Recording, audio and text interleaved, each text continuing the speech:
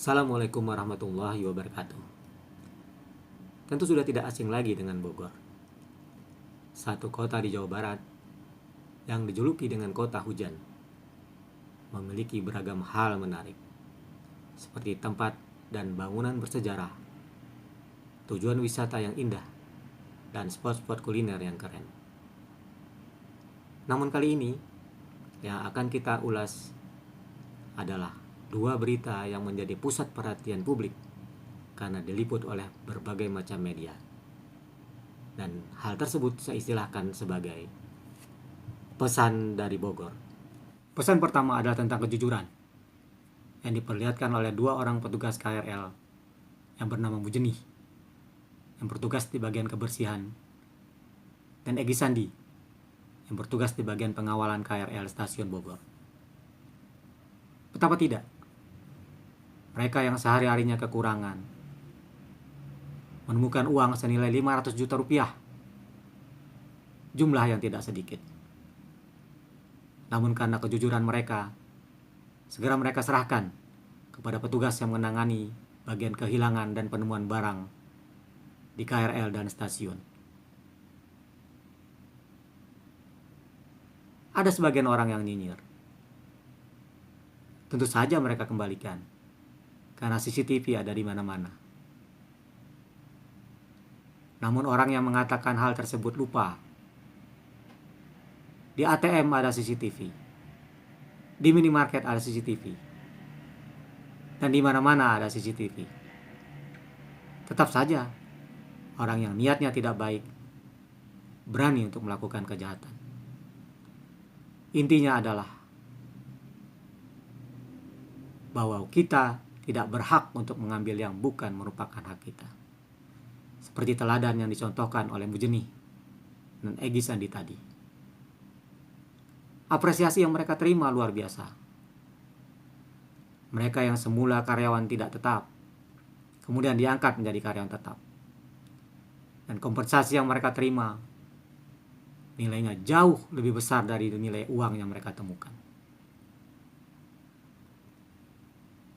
Semoga kejujuran ini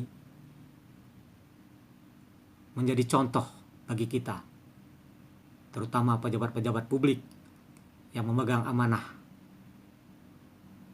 untuk kesejahteraan rakyatnya. Pesan kedua adalah semangat berkorban yang diperlihatkan oleh 28 orang anak di Bogor.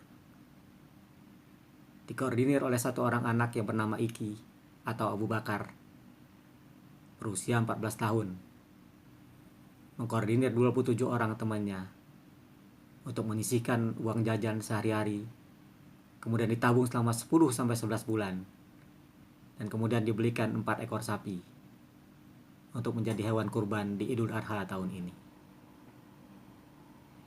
Dan khusus untuk Iki, ini adalah kali keduanya mengkoordinir teman-temannya untuk berkurban. Tahun lalu, Iki mengkoordinir 6 orang temannya untuk membeli 1 ekor sapi untuk dikorbankan di Idul Adha tahun lalu. Sungguh perbuatan yang mulia yang dilakukan oleh anak-anak usia 14 tahun ini. Mereka bukan dari kalangan mampu, malah sebagian dari mereka adalah anak-anak yatim. Namun karena semangat untuk berkorban, mereka berani dan bersedia menyisihkan uang tabungan mereka dari uang jajan mereka sehari-hari untuk dibelikan hewan kurban. Kita sebagai orang dewasa harusnya malu. Belum tentu kita mampu untuk melakukan hal yang sama. Kembali kepada niat kita. Apakah kita ingin atau tidak untuk berkorban? Bukan kita mampu atau kita tidak mampu. Sebagai buktinya, kita bisa saja menyisihkan penghasilan kita setiap bulan untuk kemudian dicukupkan untuk membeli hewan kurban pada saatnya nanti.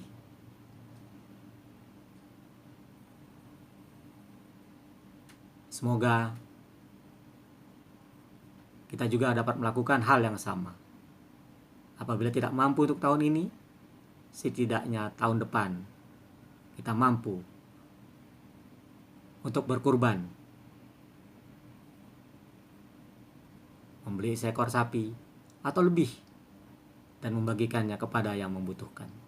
Itulah dua kisah inspiratif dari Bogor yang memiliki nilai-nilai moral yang tinggi yang dapat kita teladani dan lakukan dalam kehidupan kita sehari-hari. Sebelum saya akhiri, silakan yang belum subscribe channel saya untuk mensubscribe dan membagikan video-video saya agar bisa menonton video-video saya selanjutnya. Terima kasih. Wassalamualaikum warahmatullahi wabarakatuh.